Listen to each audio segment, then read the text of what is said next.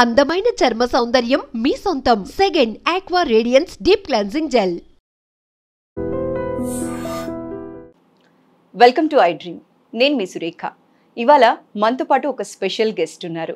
Non surgical Ayurvedic specialist, senior panchakarma specialist, Suraksha Ayurvedic Chikitsalaya founder doctor Purna Rajeswari గారు. వారితో మాట్లాడి మరిన్ని విషయాలు తెలుసుకుందాం. నమస్కారం అండి. నమస్తే అమ్మా. అమ్మ, ఈ మధ్య బయట ఫుడ్ ఎక్కువ తినడం కారణంగానో తెలీదు, లేకపోతే స్పైసీ ఫుడ్కి బాగా అలవాటు అవ్వడం వల్ల తెలీదు, కానీ ఎక్కువగా అసిడిటీ ప్రాబ్లమ్ని ఫేస్ చేస్తున్నారు కదమ్మా చాలామంది. గ్యాస్ట్రిక్ ప్రాబ్లం అని చిన్నపిల్లలతో సహా చాలామంది ఫేస్ చేస్తున్నారు కదా. అయితే ఇలా ఈ ప్రాబ్లం ఫేస్ చేస్తున్న వాళ్ళకి ఆయుర్వేదిక్ ట్రీట్మెంట్స్ చాలానే ఉన్నాయి. అయితే హోమ్ రెమెడీస్ దీనికి గల రీజన్స్ చెప్పగలరా అమ్మా ఇవాళ మా వ్యూవర్స్కి? అలాగే అందరికీ కూడా నమస్కారం. Happy new year. Wish you all the best healthy and wealthy happy new year. I'm wishing you all of you. And ఇవాళ మీ క్వశ్చన్ ఏంటంటే గ్యాస్ట్రైటిస్, గ్యాస్ట్రిక్ అల్సర్స్ గురించి రావడానికి కారణాలు ఏంటి, దానికి home remedies, best treatment methodology ఏంటి అనేది మనం 3 స్టెప్స్గా తెలుసుకుందాం. అందులో రావడానికి కారణాలు ఏంటంటే hurry worry curry. Simple curry. మనం హర్రీగా ఉంటే గ్యాస్ట్రిక్ అల్సర్ వచ్చేస్తుంది, వర్రీడ్గా ఉన్నా గ్యాస్ట్రిక్ అల్సర్ వచ్చేస్తుంది. అలాగే మన కర్రీ కూడా. ఓకే, సో మీరు అడిగిన బయట ఫుడ్ అనేది కర్రీలోకి వచ్చి, అంటే ఇన్నాళ్ళు మాకందరికి తెలిసింది ఏంటంటే ఓన్లీ కర్రీ వల్లే వస్తుంది అనుకున్నాం. హరీ వరీ వల్ల వస్తుంది. హర్రీ అనేది పాపం మీరు అడిగారు కదా, చిన్న పిల్లల్లో కూడా చూస్తున్నాం. పిల్లల్లో హర్రీ వల్లనే వాళ్ళకి గ్యాస్ట్రైటిస్ మెయిన్ ప్రాబ్లం అనమాట. ఆటో అంకుల్ వచ్చేస్తాడు, ఆటో ఎక్కాలి, అమ్మ స్పీడ్ లెగు అని లేపుతుంటారు, ఏదో కూరేస్తుంటారు. ఈ లోపల వాడికేమో హర్రీగా ఉంటుంది, పక్కన బాత్రూమ్కి వెళ్ళాలని సెన్సేషన్ అనిపిస్తూ ఉంటుంది. అది ఇన్కంప్లీట్ ఉండగానే ఆటో అంకుల్ వచ్చేస్తాడు, ఆటో ఎక్కాలి. మరి పాపం వాళ్ళకి హర్రీ వర్రీ అన్నీ ఉన్నాయి కదా. కర్రీ అమ్మ పెట్టింది కూడా మేబీ కారణం అవచ్చు.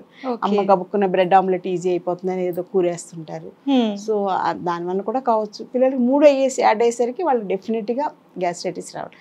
సో అక్కడి నుంచి చిన్నపిల్లలు సెకండ్ ఇయర్ చైల్డ్ దగ్గర నుంచి రావడానికి స్కోప్ ఉంది. ఓకే, మనం పిల్లలకి ఏం వరీలే అనుకుంటాం, కానీ వాళ్ళకుంటాయి పాపం. తర్వాత సెకండ్ స్టెప్ యూత్. ఇంకా యూత్ గురించి అయితే చెప్పక్కర్లా. వాళ్ళకి జాబ్స్ గురించి హర్రీనే, జాబ్ గురించి వరీ ఉంటుంది, ఫుడ్ గురించి కర్రీ. సో ఈ 3 కూడా యూత్లో కూడా మోస్ట్ కామన్.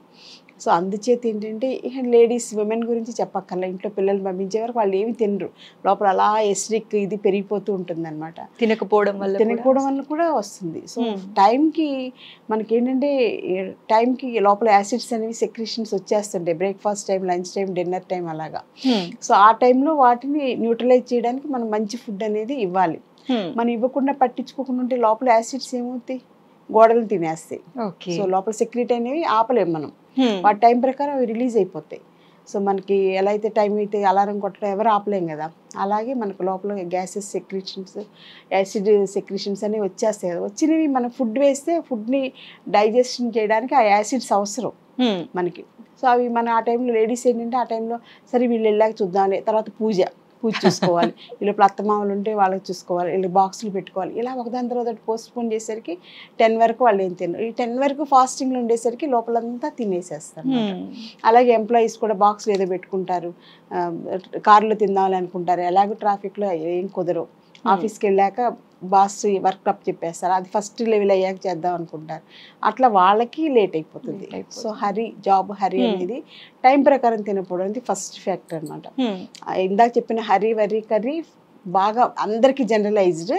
ఇలా ఏంటంటే మనం ఫుడ్ లేట్ చేయడం అనేది ఫస్ట్ స్టెప్ అవుతుంది. ఆ తర్వాత ఏంటంటే లంచ్ కూడా అంతే. లంచ్ కూడా జనరల్గా 1 o'clockకి మంచి ఫుడ్ తీసుకోవాలి ఎవరైనా కానీ. కాస్త రిలాక్స్డ్గా ఉండి మంచి ఫుడ్, రోజు మొత్తానికి మంచి ఫుడ్ని ఆ టైంలో తినాలి. మనం ఏం చేస్తాం, 1కి పని అవ్వదు, పని అవ్వక ఈ పని అయ్యాక చూద్దాలని పోస్ట్పోన్ చేసుకోవడానికి ఉండేది మనకి ఫుడ్ ఒకటే. ఇంకా దేనికి టైము ఎలా మనం పర్మిషన్ ఇవ్వదు, అన్ని టైం ప్రకారంగా అయిపోవాలి. ఫుడ్ ఒకటే, మన ఫుడ్డే కదా, సరే ఒక అరగంట అవుదాం, 1/4 గంట అవుదాం, 1 గంట అవుదాం, అలా 3, 4, 5 కూడా తినేవాళ్ళు నాకు చాలామంది తెలుసు. సో 1 నుంచి లోపల డైజెషన్ జ్యూసెస్ సెక్రెషన్ స్టార్ట్ అయిపోతుంది మనకి. పీరియాడికల్గా ఆ టైంకి వచ్చేస్తాయి అన్నమాట లోపల యాసిడ్స్ ఇవన్నీ కూడా. అవి వచ్చినవి డైజెషన్కి ఫుడ్ లేకపోయేసరికి ఆ వాల్స్ని తినేసేయడం వల్ల పుళ్ళు పడిపోతాయి. మనకి ఎలా అయితే ఇప్పుడు యాసిడ్ ఎక్కడైనా పడింది అనుకోండి, వెంటనే అక్కడ అంతా తినేసేసి పుండు పడుతుంది కదా, అలా రోజు యాసిడ్ పడుతూ ఉంటే గుంటలు పడిపోతాయి, భూమిలో అయితే గుంటలు పడిపోతాయి. అలాగే మనకు కూడా సేమ్ అదే అనమాట. సో మెయిన్ కారణం అది టైం ప్రకారం తినప్పుడు అనేది ఫస్ట్ ఫ్యాక్టర్ అనమాట. తర్వాత ఏంటంటే ఫుడ్లో కూడా మనం కొంచెం ప్యాసివ్ ఫుడ్ తీసుకోవడం అనేది అవసరం. ఆల్కలైన్ ఫుడ్ అంటాం కదా. సో మనం ఏంటంటే ఎసిడిక్ ఫుడ్ ఎక్కువ తీసుకుంటున్నాం. బయట దొరికే మైదా బేస్డ్ ఫుడ్స్ అన్నీ కూడా మీరు అన్నట్లుగా అడిగారు కదా, బయట ఫుడ్స్ అన్ని అవన్నీ కూడా అందులో ఎసిడిక్ ఫుడ్స్ అవన్నీ. సో యాసిడ్ ప్లస్ యాసిడ్ ఏమవుతుంది, మల్టిప్లై అయిపోయి పెరిగిపోతుంది గ్యాస్ట్రైటిస్. అలా కాకుండా మనం అది ప్యాసిఫై చేసేలాగా ఆల్కలైన్ ఫుడ్స్ తీసుకుంటే, అంటే మెయిన్ ఏంటంటే మజ్జిగ, జావా ఇలాంటివి కొన్ని ఉంటాయి కదా, సింపుల్ ఫుడ్స్ ఉంటాయి, ఇలాంటివి ఇంక్లూడ్ చేస్తే మనం గ్యాస్ట్రిక్ రాకుండా చూసుకోవచ్చు. చెరుకు రసం, కొబ్బరి నీరు ఇలాంటివన్నీ తీసుకుంటూ ఉంటే చెరుకు రసం కూడా మనకి హెల్ప్ చేస్తుంది, మంచిదే. అలా న్యాచురల్ ఫుడ్స్. ఓకే. అదే మీరు బయటది ఏదైనా సరే, మన స్టార్టింగ్ ఎక్కడి నుంచి అంటే కేక్స్ దగ్గర నుంచి స్టార్ట్ చేస్తే, కేక్స్ కానీ నూడిల్స్ కానీ లేకపోతే ఇంకా బయట దొరికేవి మంచూరియా ఇవన్నీ చాలా, పిజ్జాస్, బర్గర్స్, అసలు బయట దొరికేవన్నీ కూడా ఎసిడిటీని పెంచేవి, అందులో ఏమీ డౌట్ లేదు. అందులో అసలు న్యూట్రలైజ్ చేసేవి నాకు తెలిసి 99% లేవు. సో అందుచేత బయట ఫుడ్స్ మానేయడం అనేది ఫస్ట్ బెస్ట్ రిజల్ట్ అన్నమాట. అలాగే టైంకి తినడం అనేది ఇంకా ఇంపార్టెంట్. ఇంకా నెక్స్ట్ ఇందాక అనుకున్న 3 ఫ్యాక్టర్స్, హరీ, వరీ, కర్రీ మానేస్తే గ్యాస్ట్రైటిస్ మన కంట్రోల్లో ఉంటుంది. ఇంకా సింపుల్ టిప్ ఏంటంటే నైట్ టైం ఒక 1/2 లీటర్ మిల్క్ తీసుకుని అందులో ఇన్ని మెంతులు వేసేసి, ఒక మిల్క్ లో మెంతులు వేసేసి గోరువెచ్చగుండంగా మెంతులు వేసేసి తోడు పెట్టేసేసేయాలి.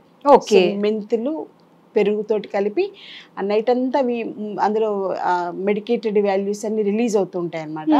నాకైతే ఇది చూసి చాలామంది నాకు ఫోన్స్ చేస్తుంటారు, మీరు చెప్పినట్టు మెంతి మజ్జిగ స్టార్ట్ చేశానండి, దాంతో నాకు గ్యాస్ట్రిక్ అల్సర్ తగ్గింది, నాకు ఇరిటబుల్ బౌల్ సిండ్రోమ్ తగ్గింది, లేకపోతే అల్సరేటివ్ కోలైటిస్ అని ప్రేవుల్ని తినేస్తాను అనమాట, అది కూడా తగ్గింది అని, చాలా డయాబెటీస్కి బాగా పనిచేస్తుంది. సో పెరుగు తోడేసుకునేటప్పుడు మెంతులు వేసుకొని తోడేసుకోవాలి.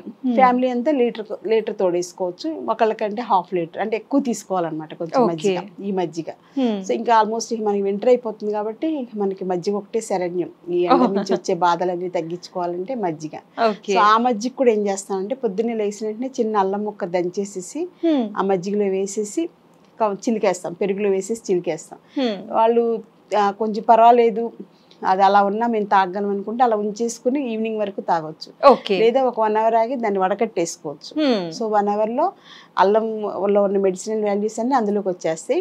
తర్వాత ఆల్రెడీ మెంతులు ఇదంతా రాత్రి నుంచి ఉంది కదా, సో అప్పుడు మనం చక్కగా బాటిల్లో పోసేసుకుని అది మనతో పాటు ఎక్కడికి వెళ్తే అక్కడ మనతో పాటు బాటిల్ అనేది ఎప్పుడు క్యారీ చేయాలి.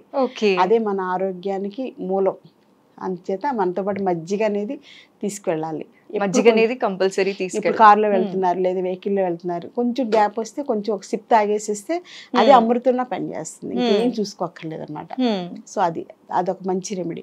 ఇంకా ఆయుర్వేదిక్ లైన్స్లో వస్తే ఏంటంటే ఇలాంటి వాటికి సర్జరీ లేకుండా ఆయుర్వేదిక్ లైన్స్లో సర్జరీ పోస్ట్ చేసుకున్న వాళ్ళు కూడా మన ట్రీట్మెంట్స్, పంచకర్మ ట్రీట్మెంట్స్ చాలా వండర్ఫుల్ రిజల్ట్స్ ఉంటాయి. సర్జరీ లేకుండా విదిన్ 30 days వాళ్ళకి సర్జరీ లేకుండా హీల్ అయిపోతుంది.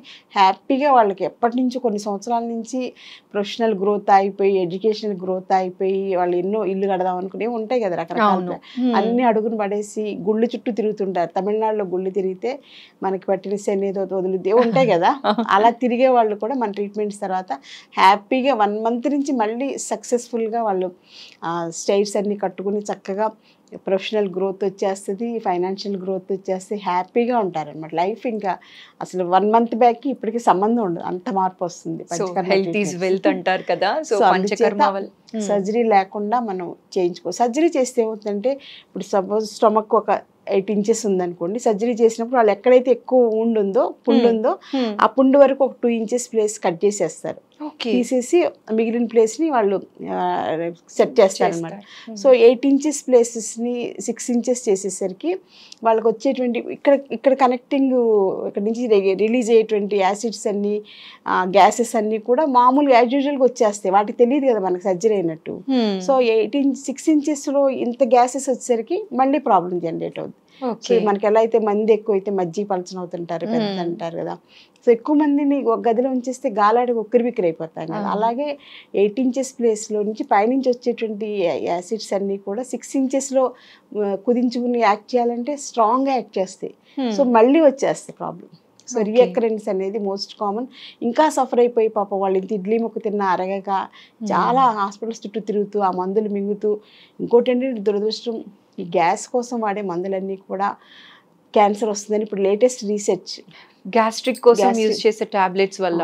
సో అందుచేత పేషెంట్స్కి ఎంత నష్టమో చూడండి పాపం. వాళ్ళు సర్జరీ చేయించుకున్నందుకు ఫైనాన్షియల్గా లాస్, తినడానికి లేదు. ఈ మందులన్నీ సంవత్సరాల తరబడి వాడి వాడి వాడి క్యాన్సర్ రిస్క్. ఒకటి తగ్గాలి అని చెప్పి వాడిన టాబ్లెట్స్ వల్ల ఇంకొకటి మెయిన్ ఈ గ్యాస్కి వాడేవి ఎక్కువ పవర్ఫుల్ అనమాట.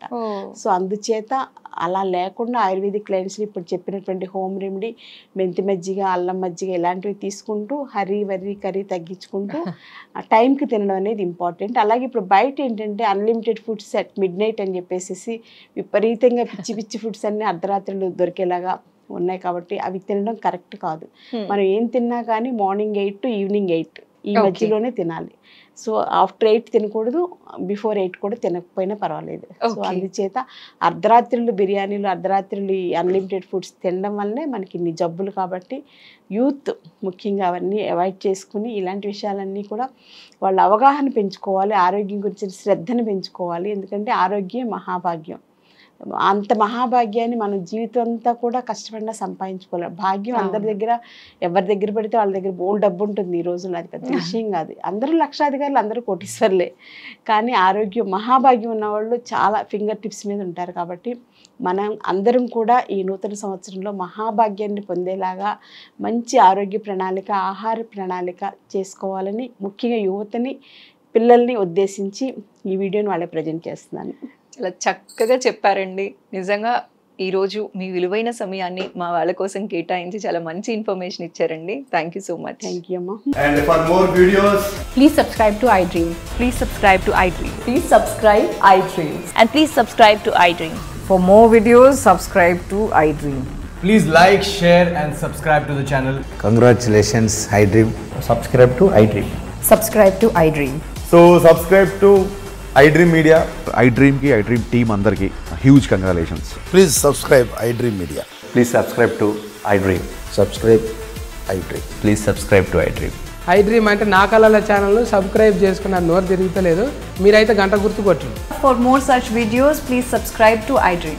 Subscribe to iDream. Please subscribe to iDream. Please subscribe iDream Media. Please do subscribe to iDream. Please subscribe to iDream Media. For best entertainment and information, please subscribe iDream. And don't forget to subscribe to iDream.